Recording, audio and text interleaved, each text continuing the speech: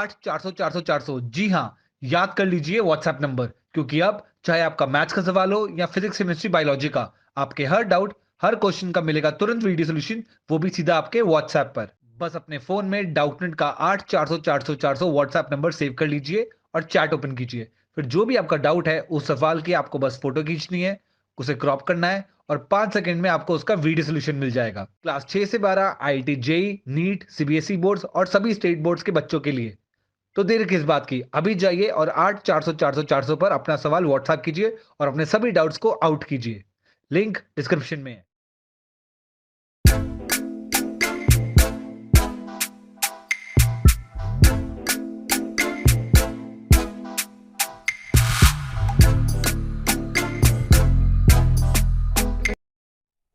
नमस्कार विद्यार्थियों, कैसे हैं आप। आइए हमारे इस YouTube channel online classes by S L Jat पर आपका स्वागत है।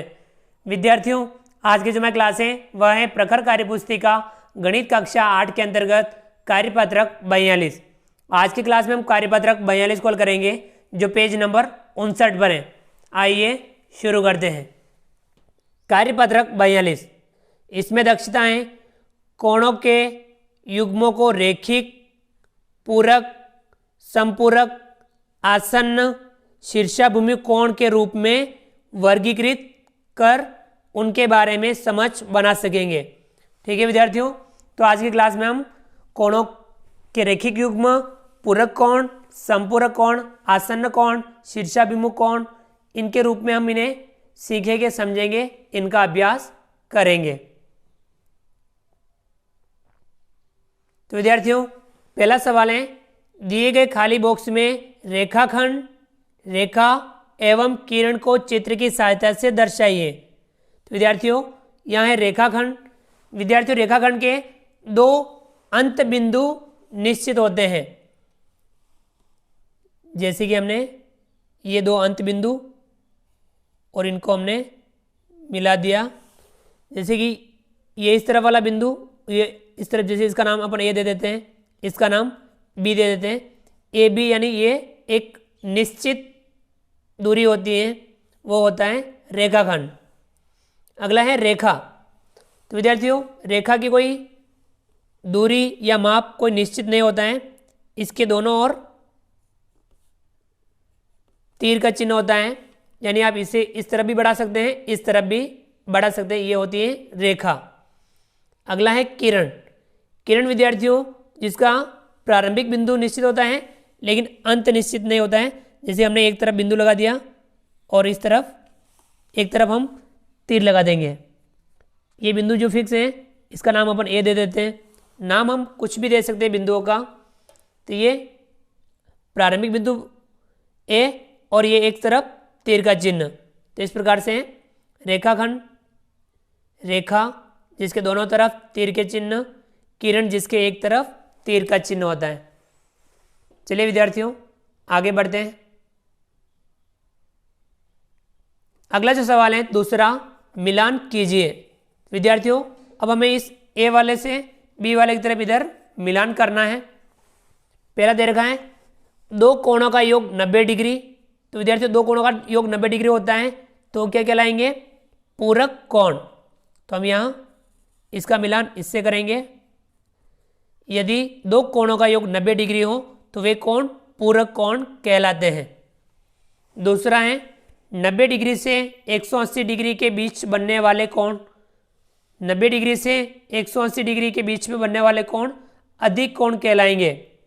तो हम इसको सी से मिलाएंगे, अधिक कोण। तीसरा है दो कोणों का योग 180 डिग्री, तब वे क्या कहलाएंगे? संपूरक कोण कहलाएंगे। हम इसका मिलान इससे करेंगे, संपूरक कोण। चौथा है दो रेखाओं के प्रतिच्छेद करने पर बने कोण, वे कहलाएंगे शीर्षाभिमुख कोण। तो हम इसका मिलान इस ए वाले से कराएंगे, शीर्षाभिमुख कोण। अगला है पांचवा, एक घूर्णन का कोण। एक घूर्णन यानी एक चक्कर का कोण क्या कहलाएगा? 360 डिग्री। तो एक घूर्णन का कोण क्या होगा? 360 डिग्री। ठीक है विद्यार्थियों, चलिए हम आगे बढ़ते हैं।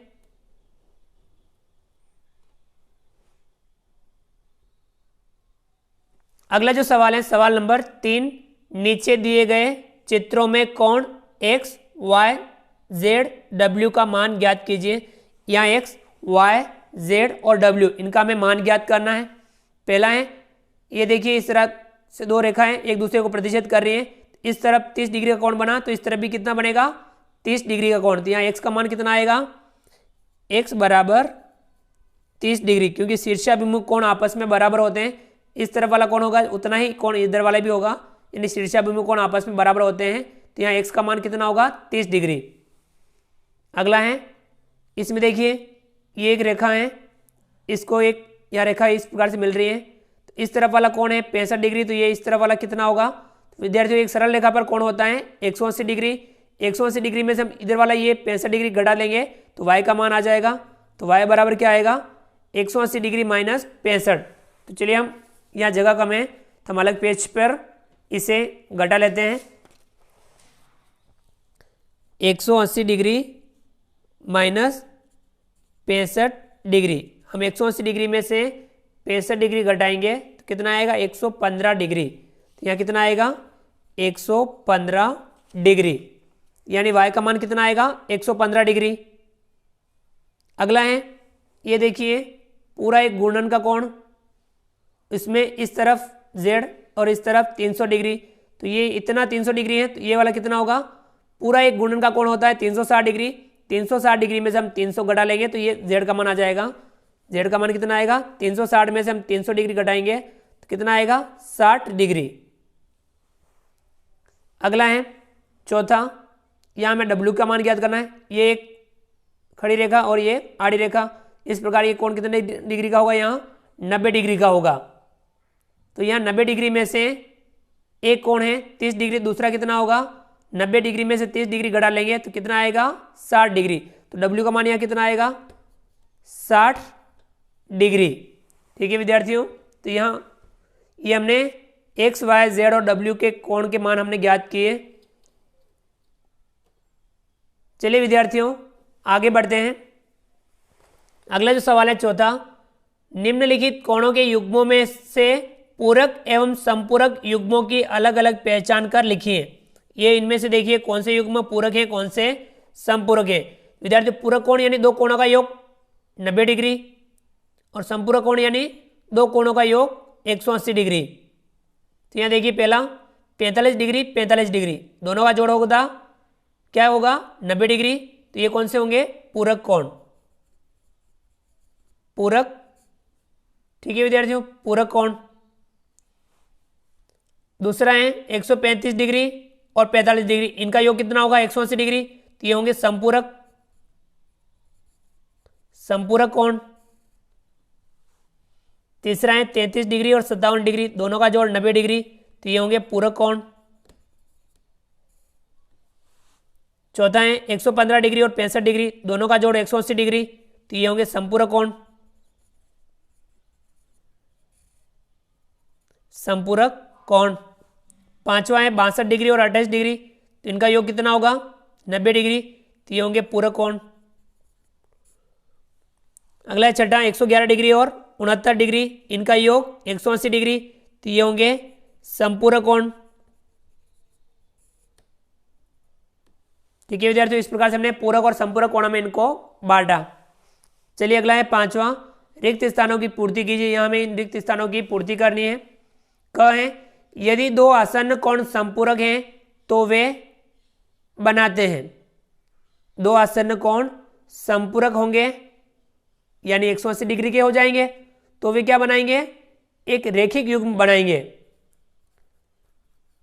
रेखिक युग्म। ठीक है विद्यार्थियों, दो आसन्न कोण संपूरक है तो वे रेखिक युग्म बनाते हैं। कहें यदि दो कोण है तो उनके कोणों का योग 90 डिग्री होता है। दो कोण का योग 90 डिग्री कब होता है जब वो पूरक होते हैं। यदि दो कोण पूरक है तो उनके कोणों का योग 90 डिग्री होता है। ग है 0 डिग्री से 90 डिग्री के मध्य बनने वाले कोण कहलाते हैं, क्या कहलाते हैं न्यून कोण, न्यून कोण। 0 डिग्री से 90 डिग्री के मध्य बनने वाले कोण न्यून कोण कहलाते हैं। अगला है ग, यदि दो कोणों का योग 180 डिग्री है तो वे कहलाते हैं। दो कोणों का योग 180 डिग्री है तो वे क्या कहलाएंगे? संपूरक। तो वे संपूरक कहलाते हैं। ठीक है विद्यार्थियों, इस प्रकार से हमने आज की क्लास में कार्यपत्रक 42 को हल किया। आप भी इस कार्यपत्रक को समझ करके हल कीजिए और इनसे जुड़े हुए सवाल आपकी पाठ्य पुस्तक में हो तो उन्हें भी आप हल जरूर कीजिए। विद्यार्थियों, आप हमारे इस वीडियो को लाइक कीजिए, चैनल पर नए हो और अभी तक चैनल को सब्सक्राइब नहीं किया हो तो प्लीज़ नीचे दिए गए लाल रंग के सब्सक्राइब बटन को दबा करके हमारे इस YouTube channel online classes bye SL को सब्सक्राइब कीजिए। बेल आइकन ऑल नोटिफिकेशन के लिए दबाइए ताकि आप तक हमारा लेटेस्ट वीडियो सबसे पहले पहुंच पाए। आप अधिक से अधिक विद्यार्थियों मित्रों तक हमारे वीडियो शेयर जरूर कीजिए और नीचे दिए गए कमेंट्स बॉक्स में कमेंट्स करके बताइए कि आपको ये हमारा वीडियो कैसा लगा। तो फ्रेंड्स, मिलते हैं अगली क्लास में नए वीडियो नए कंटेंट के साथ में। तब तक के लिए थैंक यू, धन्यवाद। जय हिंद, जय भारत। आपका दिन शुभ रहे। Thank you.